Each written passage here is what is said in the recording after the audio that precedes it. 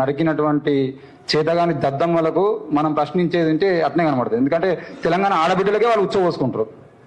నువ్వు ఇంతున్నావు అని చెప్పేసి మాట్లాడుతున్నావు. గంతున్నోనికే నువ్వు ఉచ్చబోసుకొని రాత్రిపూట 2 సార్లు, మొదటిసారి వచ్చినప్పుడు వెంటనే సీనన్న మన నగేష్ వెంటనే స్పందించి దగ్గరలో ఉన్న వాళ్ళందరూ పంపిస్తే భయపడి పారిపోయారు తెలంగాణ ఆంధ్ర పోలీసులు. రెండోసారి ఆయన అరెస్ట్ చేశారు. అంటే ఎంత పొడుగున్నావు అని మాట్లాడినటువంటి మీరు ఆయనకే ఉచ్చబోసుకుంటారు. ఈరోజు మేము డిజిటల్ మీడియా ఇక్కడ దాదాపు 50 ఛానళ్ళు ఉన్నాయి. నేను ఈరోజు ఆంధ్రాకి సంబంధించిన ముఖ్యమంత్రిని, డిప్యూటీ సీఎం పవన్ కళ్యాణ్కి మేము ఆ సవాల్ విసురుతున్నాం. మీకు దమ్ముంటే మీకు కొమ్ముగా వస్తున్న మీ మీడియా ఛానల్ అని తీసుకొని రండి. ఇక్కడ 50 ఛానళ్ళు ఉన్నాం. మేము కేవీఆర్ మాట్లాడినటువంటి మాటల మీద డిబేట్కి సిద్ధంగా ఉన్నాం. దమ్ముంటే చేతనైతే మీ డిజిటల్ మీడియాలను, మీ ఛానళ్లను, మీకు కొమ్ముగా వస్తున్నటువంటి ఛానళ్ళ ఓనర్లను పట్టుకొని రండి, చర్చ చేద్దాం. చేతనైతే చర్చ చేద్దాం. కానీ మీరు ఈ రాత్రిపూట అరెస్ట్ చేద్దామని అంటే కేవీఆర్ని అరెస్ట్ చేస్తారు. రేపు పొద్దుగాల కేవీఆర్ తమ్ముళ్ళు 100 మంది ఉన్నారు ఇక్కడ. పవన్ కళ్యాణ్ను, చంద్రబాబును ప్రశ్నించడం కోసం మేము ఎందుకు తెలంగాణలో మీరెందుకు మాట్లాడుతున్నామని మాట్లాడతారు. మీరు ఎందుకు ఉన్నారా భయ తెలంగాణలో? మీకు రోగం వచ్చేంటే తెలంగాణ హాస్పిటల్ కావాలి. మీరు సండే వచ్చిందంటే మీ మనవాళ్ళతో ఆడుకోవడానికి తెలంగాణ కావాలి. మీ ఇంటికాడ ఇప్పటికీ చంద్రబాబు నాయుడు ఇంటి ఆ సందులోకి వెళ్ళిపోవడం అంటే కూడా కనీసం 50-60 మంది పోలీసులు ఉంటారు. మీకేం పని ఇక్కడ తెలంగాణలో? మీకు మొగతనం ఉంటే, మీరు చేతనైతే, మీరు మొగోళ్ళు అనుకుంటే మీరు ఖాళీ చేసిపోర్రా భయ్. మీ గురించి మేము ఎందుకు మాట్లాడతాం? ఇక్కడ భూముల మీద, ఇక్కడ అస్తిత్వం మీద, ఇక్కడ ఇప్పటికీ తెలంగాణలో మతం పేరుతో దాడులు చేయించడం కోసం కుట్రలు చేస్తున్నటువంటి మొత్తం లిస్టు తీస్తే అందరూ ఆంధ్రలో వచ్చిన వాళ్ళే. తెలంగాణ రాజకీయాలను మాత్రమే కాకుండా తెలంగాణలో ఉన్నటువంటి ప్రజల శాంతిని కూడా మొత్తం చెరచడం కోసం వీళ్ళు కుట్రలు చేస్తూ ఉన్నారు. దాన్ని కూడా మనందరం అర్థం చేసుకోవాలి. రెండవ విషయం ఏంటంటే, మొన్ననే ఫిబ్రవరి 3వ తారీఖు నాడు సుప్రీంకోర్టు తీర్పిచ్చింది.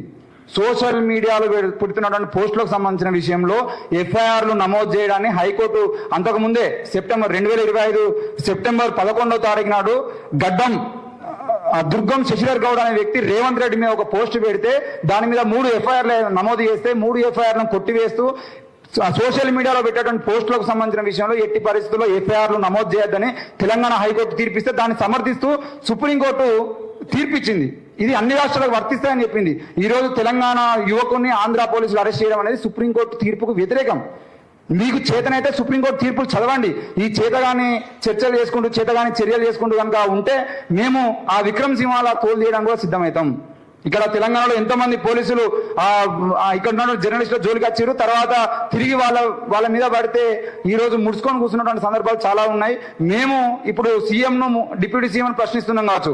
మీరు కనుక ఇట్నే రాజకీయాలు చేసేదంటే విక్రమ్ సింహాలు, ఇంకా ఆయన డిఐజీ ఉన్నాడు, ఈయనను ఆయనకు 60 సంవత్సరాల ముసలోడు లెక్కుంటాడు, 40 సంవత్సరాల యువకుని అని చెప్పేసి చేసే రాజకీయాలు కూడా మేము బయటకు తీస్తా ఉన్నాం. సో దయచేసి ఎట్టి పరిస్థితుల్లో కూడా సుప్రీంకోర్టు తీర్పును వ్యతిరేకిస్తూ ఈరోజు కేవలం సోషల్ మీడియాలో లేదంటే యూట్యూబ్ ఛానల్లో పెట్టినటువంటి పోస్టులను ఆధారంగా చేసుకుని ఎఫ్ఐఆర్ నమోదు చేయడము ఇంకేదో చేస్తే మాత్రం మేము తప్పకుండా సుప్రీంకోర్టు వరకైనా వెళ్తాం. ఎట్టి పరిస్థితుల్లో వెనక్కి పోయేది లేదు. ఇక శ్రీకృష్ణుడిని ఆనాడు ఎన్టీఆర్ అంటే శ్రీకృష్ణుడు, శ్రీకృష్ణుడు అంటే ఎన్టీఆర్ అని చేసిరు ఇదే ఖమ్మం మీడియా. ఈ రోజు చంద్రబాబును శివుని రూపంలో చూపించడానికి ప్రయత్నం చేస్తున్నారు. మేము ఎట్టి పరిస్థితుల్లో ఊరుకున్నాం. ఇంతకుముందు చాలా సందర్భంలో అంబేద్కర్ విగ్రహాలకు కూడా ఎన్టీఆర్ రూపం వచ్చేటట్టుగా తయారు చేసినటువంటి చంద్రబాబు ప్రభుత్వం కూడా మేము చాలా సందర్భాలు ప్రశ్నించినాం. సో ఈ రకమైనటువంటి దేవుళ్ళ చుట్టూ వీళ్ళే రాజకీయాలు వేసి ఆ రాజకీయాల గురించి మనం మాట్లాడితే మనోభావాలు దెబ్బతిన్నాయి అంటున్నారు. అంత పలసనైనటువంటి మనోభావాలతో ఒక ముఖ్యమంత్రి ఉన్నాడంటే ఇంతకన్నా సిగ్గుచేటు ఇంకోటి లేదు. కేవీఆర్ జోలికి కాదు, తెలంగాణలో ఉన్న ఏ ఒక్క జర్నలిస్ట్ జోలికి వచ్చినా తప్పకుండా చీరి చింతగడతాం అని చెప్పేసి మరోసారి గుర్తు చేస్తా ఉన్నా. థ్యాంక్ యూ అవకాశం ఇచ్చినందుకు. Thank you Rakesh. ఏదైనా చాలా ఇప్పటికీ మనం అంతా ఐక్యంగా పోరాడకపోవటం వల్లనే ఈ స్థితికి వచ్చాం. ఇకనైనా అందరము ప్రతి విషయంలో, జర్నలిస్టుల విషయంలో ఒక తాటిపై నడవాల్సిన అవసరం ఉంది. వాళ్ళు మన బలహీనతలను క్యాచ్ చేసుకొని తెలంగాణలో అడ్డబిడ్డాయించాలని చూస్తున్నారు. వెంటనే వాళ్ళని బిస్తరు కట్టి పట్టేయాల్సిన అవసరం ఉంది. ఇప్పుడు తెలంగాణ ఉద్యమకారుడు, రచయిత,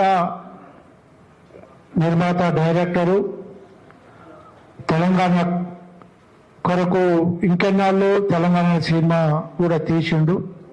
వారికి తెలంగాణ అస్తిత్వంలో సినిమా పరిశ్రమ కూడా తక్కువేయబడుతుంది.